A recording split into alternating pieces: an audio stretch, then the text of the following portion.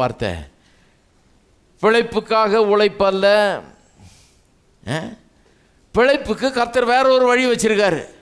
நாம் பிழைக்கிறதுக்கு, வாழ்வதற்கு, உழைப்பே வாழ்வுன்றாங்க அவங்க, நாம் வாழ்வதற்கு கர்த்தர் வேற ஒரு வழியை வச்சிருக்கிறாரு பிழைக்கிறதுக்கு. அது என்ன வழி?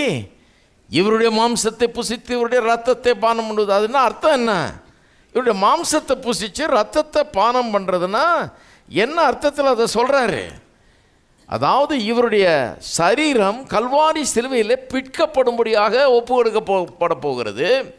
இவருடைய ரத்தம் சிலுவையில் சிந்தப்பட போகிறது. அதான் இன்றைக்கி கம்யூனியன் டைமில் சொன்னோம் இல்லையா?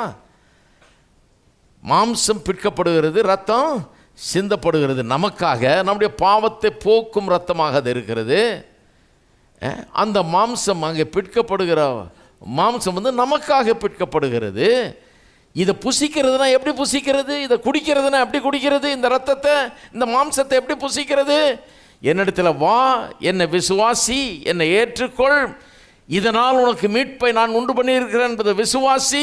இது உன்னை பாவத்திலிருந்து விடுதலை ஆக்குகிறது, சாபத்திலிருந்து விடுதலை ஆக்குகிறது, இது உனக்கு வாழ்வடிக்கிறது என்பதை விசுவாசித்து ஏற்றுக்கொண்டு இதை தியானி, இதை அறிந்து கொள்.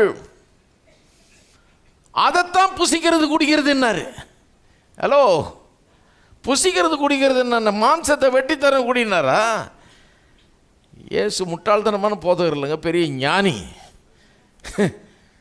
அந்த மாதிரிலாம் அவர் போதிக்கிறது கிடையாது. அறிவு வேணாம் இந்த ஆளுகளுக்கு. பெரிய கள்ள போதனை பண்ணிட்டாருன்றாங்க. என்ன சொல்கிறாருன்னே விளங்கலை இவங்களுக்கு. இவங்க தான் அறிவே இல்லாமல் இருக்கிறாங்க. அவர் என்ன சொல்கிறாரு? கல்வாரி சிலுவையில் நான் மரிக்க போகிறேன், என் மாம்சம் அங்கே பிற்கப்பட போகிறது, என்ற ரத்தம் அங்கே சிந்தப்பட போகிறது. நீ அதை புரிந்து கொள்வியா? புரிஞ்சுக்க. அது எதுக்காக நீ புரிஞ்சுக்க, உனக்காக புரிஞ்சுக்க. அந்த ரத்தம் உன்னுடைய பாவங்களை கழுவுதுங்கிறது புரிஞ்சுக்க. அந்த மாம்சம், பிற்கப்படுகிற மாம்சம் உனக்கு பலனையும் ஆரோக்கியத்தையும் உண்டாக்குகிறது என்பதை புரிந்து கொள்.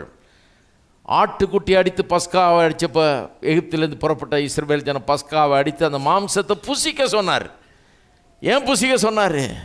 பிரயாணம், ஒரு நீண்ட தூரம் பிரயாணம் இருக்குது, அந்த பிரயாணத்துக்கு பலப்படும்படியாக புசிக்க சொன்னார். நம்முடைய வாழ்க்கை பயணத்தை மேற்கொள்ளும்படியாக, இந்த வாழ்க்கை பயணத்தை வெற்றிகரமாக மேற்கொள்ளும்படியாக, அதுக்கு வேண்டிய பலனை பெறும்படியாக கல்வாரி சிலுவையில் இயேசு செய்த அந்த தியாகத்தை, அவர் பட்ட அடியை, காயத்தை, அவர் நமக்காக உண்டு பண்ண மீட்பை, அவர் ஏற்படுத்தின ரட்சிப்பை, அவரால் உண்டான நன்மைகளை தியானித்து, அதை அறிந்து, அதை சிந்தித்து, அதை ஏற்றுக்கொண்டு, அதை விசுவாசித்து பலனை பெற்றுக்கொள் என்கிறார்.